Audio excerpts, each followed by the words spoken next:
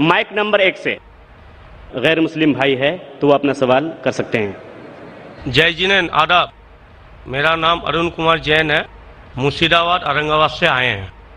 میرا کوشچن ہے جو نیا مسجد بن رہا ہے اور قبرستان ہے اور عیدگاہ ہے, اس میں میرا من ہوا ہے کہ ہم اس میں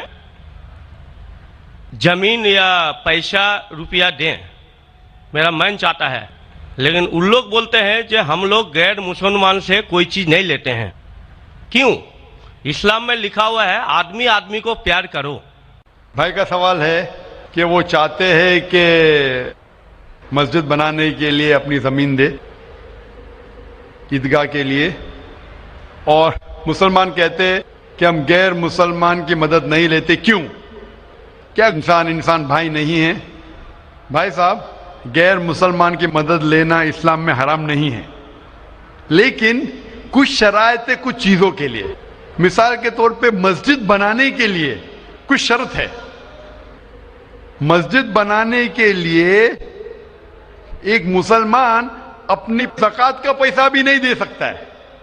زکوٰۃ ایک مسلمان کے لیے فرض ہے کہ وہ 2.5% اپنی بچت کا, ہر قمری سال وہ 2.5% اپنی بچت کا جو نصاب کے اوپر ہے, 85 گرام سونے کے اوپر ہے, اسے زکوٰۃ دینا چاہیے. اور زکوٰۃ کی کئی شرائط ہے کہ فقراء کو دینا چاہیے, غریب کو دینا چاہیے, مساکین کو, معلّہ الفضل القلوب, غارمون جو قرض دار ہے وغیرہ وغیرہ, ابن سبیل.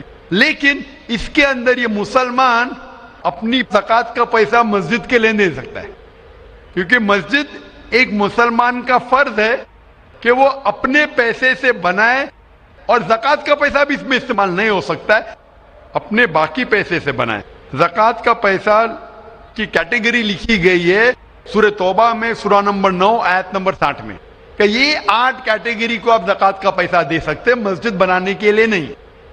کیونکہ مسجد ایک فرض ہے, مسلمان خود اپنے پیسے سے, نہ کہ زکوٰۃ سے, اپنے باقی پیسے سے جو صدقہ ہو یا باقی پیسے سے, نہ کہ جو غریبوں کے لیے جو پیسہ محفوظ ہے, جو 8 کیٹیگری ہے اس کے لیے محفوظ ہے, وہ پیسے میں سے آپ مسجد بنانے کے لیے دے سکتے. یہ ایک شرط ہے. اسی طریقے سے شرط ہے قرآن مجید کی کہ مسجد کی دیکھ بھال صرف وہ لوگ کرنا چاہیے جو اس پہ ایمان لاتے ہیں, جو اس بات میں مانتے ہیں, جو ایمان لاتے ہیں اور جو مانتے اور اپنے اچھے اپنے پیسے سے. تو اگر کوئی غیر مسلمان اگر اس پہ ایمان نہیں لاتا ہے تو مسجد کے لیے استعمال نہیں کیا جا سکتا ہے. مثال کے طور پہ میں کہوں گا کہ یہاں کئی جگہ ہے اپنے ہندوستان میں جسے کہا جاتا ہے کینٹونمنٹ ایریا.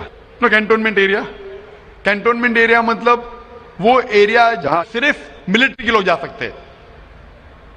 عام ہندوستانی, میں ہندوستان کا ناگرک ہوں, میں یہ نہیں کہہ سکتا کہ میں ہندوستان کا ناگرک ہوں اسی لیے مجھے کینٹونمنٹ ایریا میں جانے دو. وہ رول ہے. کینٹونمنٹ ایریا میں جانے کے لیے فرض ہے کہ وہ لوگ جو اپنی پوری زندگی دیتے ہیں دیش کی حفاظت کرنے کے لیے, وہ لوگ کو اجازت ہے. عام آدمی کینٹونمنٹ ایریا میں نہیں جا سکتا ہے, یہ اصول ہے دیش کا. اسی طریقے سے جو لوگ ایمان لاتے ہیں مذہب پہ اور زکوٰۃ کے علاوہ اپنی باقی آمدنی کے پیسے سے مسجد بنا سکتے. تو اسی لیے کیونکہ آپ ایمان نہیں لے کے آئے تو مسجد بنانے کے لیے آپ کے پیسے کا استعمال نہیں ہو سکتا ہے. لیکن باقی خیرات کی الگ بات ہے. اگر آپ کسی کو پیسہ دیتے ہیں, کسی کو تعلیم کے لیے مسلمان کو, تو حرام نہیں کہ مسلمان غیر مسلمان کا پیسہ نہیں لے سکتا ہے. صرف مسجد کے لیے شرط ہے. تو کچھ چیزوں کے لیے شرائط ہے, باقی چیزوں کے لیے نہیں. مثال کے طور پر آپ کہنا چاہتے ہیں کہ میں میرے پیسوں سے کوئی مسلمان کو پڑھانا چاہتا ہوں, تو کوئی مسلمان آپ کے پیسے سے تعلیم حاصل کرنا اس کے لیے حرام نہیں ہے, صرف مسجد کے لیے. اگر آپ چاہتے ہیں کہ آپ کا پیسہ مسجد میں استعمال ہو تو پہلے آپ کو مسلمان بننا پڑے گا, آپ کو ایمان لانا پڑے گا, پھر ہی آپ, کیونکہ آپ اگر جس چیز میں ایمان نہیں لے کے آتے, آپ اگر ایمان نہیں لے کے آتے کہ ہم کو ایک ایشور کو ماننا چاہیے, ہم کو صلاح پڑھنا چاہیے, تو اسی طریقے سے اگر آپ کو ایمان आ जाएगा کہ یہ مسجد صحیح عبادت کی جگہ ہے اور میں اس پہ یقین کرتا ہوں، پھر آپ کا پیسہ لے سکتے ہیں، ورنہ نہیں. Hope the answer the question. آپ کا دوسرا سوال. دوسرا سوال ہے یہ ہم لوگ جو گائے کا دودھ پیتے ہیں وہ ویج ہے کہ یا نان ویج ہے؟ بھائی کا سوال ہے کہ ہم گائے کا دودھ جو پیتے ہیں وہ ویج ہے کہ نان ویج ہے. سائنٹیفکلی گائے ویج ہے کہ نان ویج ہے؟ بھائی صاحب ہم لوگ جانتے ہیں نان ویج ہے. گائے نان ویج ہے نا؟ ہاں تو اس کا دودھ ویج ہوگا یا نان ویج ہوگا؟ نان ویج، لیکن ہم لوگ کا دھرم میں وہ دیوی ہے. ہاں ابھی اس کے اوپر باقی سوال آ گیا نا. آپ کا پہلا سوال تھا کہ دودھ نان ویج ہے کیا ویج ہے، تو میں نے پوچھا گائے نان ویج ہے کیا ویج ہے، آپ نے کہا نان ویج، تو دودھ بھی نان ویج ہوگا. تو سائنٹیفکلی دودھ نان ویج ہے، لیکن کیونکہ دودھ کے بنا آپ کی زندگی نہیں گزر سکتی ہے تو دودھ کو لوگ نے ویج کر دیا. آپ سمجھے نا، دودھ کے بنا زندگی گزرنا مشکل ہے تو دودھ کو ویجیٹیرین کہہ دیا. تو میرے تقریر میں جو مناظرہ ہوا تھا میرا ایک جین کے ساتھ کہ گوشت کھانا انسان کے لیے حرام ہے کہ حلال ہے. ہم بھی جین ہیں. معلوم ہے آپ کا نام جین ہے. تو ایک مناظرہ ہوا تھا with the president of the Indian vegetarian congress mister Rashmi Bhai Zaveri, وہ پریزیڈنٹ تھے. تو ایک مناظرہ ہوا کہ گوشت کھانا انسانوں کے لیے حرام ہے کہ حلال ہے. اور مناظرے میں نے ثابت کیا کہ گوشت کھانا انسان کے لیے حرام نہیں، اچھا ہے، ثابت کیا. اور اس میں یہ بھی کہا کہ دودھ نان ویج ہے، لیکن سارے ویجیٹیرین دودھ پیتے، کیوں؟ آپ سمجھ رہے نا. تو دودھ سائنٹیفکلی از نان ویجیٹیرین. آپ نے کہا کیا ہے ہماری دیوی ہے. آپ اگر پڑھیں گے جیسا میں نے کہا کہ نہ تس پرتیماستی، اس ایشور کی کوئی پرتیما نہیں، کوئی عکس نہیں. آپ سمجھے نا، کوئی عکس نہیں، کوئی پکچر نہیں، کوئی پینٹنگ نہیں، کوئی فوٹوگراف نہیں. تو یہ وید کے مطابق یہ غلط ہو جاتا ہے.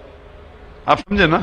لیکن پھر بھی میں جانتا ہوں کہ کئی کتابوں میں، کیونکہ ہندو کتابیں دو قسم کی ہے، شروتی اور اسمرتی. شروتی وہ کتاب جو بھگوان کی طرف سے آئے، وید اور اپنشد. اسمرتی وہ کتاب جو انسانوں نے لکھی ہے. تو شروتی ہوتی جو ایشور کی طرف سے ہے، اور ایک ہوتی ہے اسمرتی جو انسانوں نے لکھی ہے. تو میں جانتا ہوں کہ کئی ہندو مذہبی کتابوں میں، خصوصاً اسمرتی میں، ایسی چیزیں لکھی ہے جو شروتی کے خلاف ہے. یہ آپ دیکھیں گے گائے آپ کی دیوی ہے، وہ آپ وید میں نہیں پائیں گے، آپ نیچے والی کتاب میں پائیں گے. تو جب بھی کوئی اونچی یا نیچے کتاب میں ٹکراؤ ہو تو میں ماننا چاہیے اونچی کتاب. قرآن اسلام کی سب سے اونچی کتاب ہے. قرآن سے کوئی بھی کتاب ٹکرائی تو ہمیں قرآن میں ماننا چاہیے، اس کتاب میں نہیں. آپ سمجھے نا. تو اسی طریقے سے اگر آپ وید میں پڑھیں گے، وید میں لکھا ہے کہ خدا کا کوئی عکس نہیں، تو اگر وہ مانیں گے تو ہمیں ماننا پڑے گا کہ خدا کا کوئی روپ نہیں. تو یہ کہنا کہ گائے دیوی ہے، یہ کئی پنڈت کہتے ہیں کہ ہم جانتے ہیں کہ خدا ایک ہے، ہم جانتے ایشور ایک ہے، لیکن ہمیں کنسنٹریشن کے لیے ہمیں بہت بار مورتی کا سہارا لینا پڑتا ہے. پنڈت لوگ سے میں بات کرتا ہوں کہ آپ کی کتابوں میں صاف لکھا ہے کہ بھگوان ایک ہے، نہ اس کا کوئی عکس ہے، نہ کوئی مورتی ہے، نہ کوئی پینٹنگ ہے، نہ کوئی پکچر ہے. تو وہ کہتے ہیں ہم مانتے ہیں یہ بات پہ، لیکن کیا کنسنٹریٹ کرنے کے لیے پہلے شروعات میں ہمیں عکس کی ضرورت ہوتی ہے، ایک مورتی کی. جب ہم ہائر کانشیسنس پہ پہنچ جاتے اس وقت ہمیں ضرورت نہیں پڑتی. تو میں ان سے کہتا ہوں مسلمان ہائر کانشیسنس پہ پہنچ گئے، ہمیں کوئی عکس کی ضرورت نہیں، ہم ایشور کو ڈائریکٹ مانتے، ڈائریکٹ عبادت کرتے. تو اسی طریقے سے کبھی بھی ٹکراؤ ہوتا ہے مذہبی کتابوں کے اندر تو اونچی کتاب کو ماننا چاہیے نیچی کتاب کے بنسبت. تو اونچی کتاب میں لکھا ہے کہ ایشور کا کوئی عکس نہیں ہے. آپ سمجھے نا. پھر بھی آپ دیکھیں گے لوگ اپنی مذہبی کتاب کو نہیں مانتے. تو میرا یہی کہنا ہے لوگوں سے، چاہے مسلمان ہو، جیسا میں نے کہا کہ قرآن کو سمجھ کے پڑھو. میں کہتا ہوں ہندوؤں سے کہ آپ بھی وید کو سمجھ کے پڑھو. میں کہتا ہوں انڈین گورنمنٹ سے کہ سانسکرت کم از کم ہندوؤں کے لیے فرض کرو، تو ہندو کم از کم سانسکرت پڑھ سکیں گے، اپنے مذہب کے قریب آئیں گے، اور ہندو مسلم بھی قریب ہو جائیں گے. کیونکہ سانسکرت پڑھیں گے تو آپ کو پتا چلے گا کہ آپ کی کتاب میں کیا لکھا ہے. تو کوئی بھی پنڈت آپ کو گھمائے گا نہیں. پھر پنڈت گھمائے گا تو بولیں گے تو حوالہ دو کوئی ہے. آپ سمجھے نا. بہت سے ہندو میرے جو سنتے مجھے اپنے پنڈت سے پوچھتے کہ مسلمان ہے جو ایسا کرتا ہے, بولتے ارے ارے وہ مسلمان کو سنو مت. ارے کیوں نہیں سنو بھائی. میں اگر حوالہ غلط دے رہا ہوں تو آپ آگے پوچھ سکتے مجھے کہ آپ نے جو حوالہ دیا وید کا غلط ہے. میں انسان ہوں, غلطی کر سکتا ہوں. آپ سمجھے نا. تو میں کہتا ہوں ہندوؤں سے کہ آپ سنسکرت جانو, اپنی وید پڑھو. تعالوا الی کلمۃ سواء بین بینکم, آؤ ہم اس بات کی طرف جو آپ اور ہم میں یکساں ہے. یکسانیت کی طرف آئیں گے تو ہندو مسلمان ایک ہو جائیں گے. Hope dancer the question.